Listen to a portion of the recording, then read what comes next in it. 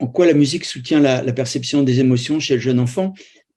Je vais prendre l'exemple de la chanson parce que qu'est-ce qui caractérise la chanson? C'est bien une mélodie et surtout un texte. Et on peut dire que la chanson et la chanson jeune public nous racontent des histoires, nous parlent de la vie en général, avec toutes ces bonnes choses et parfois ces mauvaises choses, nous sert parfois à nous accompagner vers le sommeil, à parler des choses qui nous font peur. Donc c'est là où la chanson est vraiment vecteur de, de mille et une choses, j'allais dire, par rapport à cette à cet échange et cette rencontre avec le tout petit. Alors, en quoi elle soutient la perception des émotions? Tout simplement parce que peut-être elle met des mots, elle aide à mettre des mots sur des situations, elle aide l'enfant à mettre des mots ou à retrouver des histoires qui lui parlent.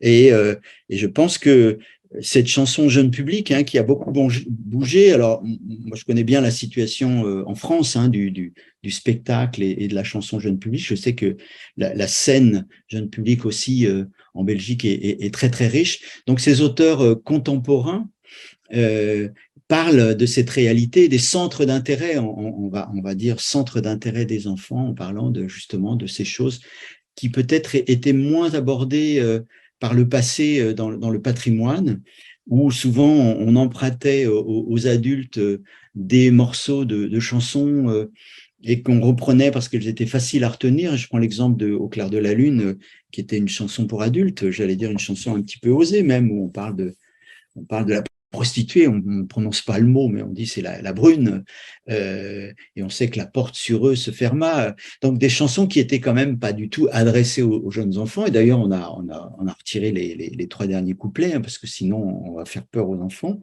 Mais aujourd'hui, on va, à travers la chanson actuelle, moderne, justement mettre des mots sur toutes ces, sur toutes ces choses qui traversent l'enfant, comme je le disais tout à l'heure, des choses sympathiques et puis parfois des choses moins drôles sur la peur, sur toutes ces métaphores qu'on va utiliser, notamment je pense aux berceuses, le grand lustru, donc le grand lustru, il ramasse les enfants, il les met dans son sac, et il va les manger tout cru. Mais heureusement, la berceuse vient rattraper cela en disant, bah non, moi je suis à côté de toi et tu peux dormir tranquille, lustu cru, tu peux te sauver au loin, moi je protège mon enfant.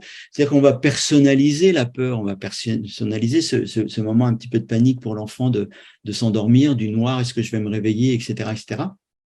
Et là, à travers la chanson, on va raconter tout cela et heureusement, on a des fins heureuses. Tous les répertoires ne sont pas toujours avec des fins heureuses, mais principalement, dès qu'on est en direction des jeunes enfants, on essaie de faire des choses quand même un petit peu rassurantes pour justement l'accompagner.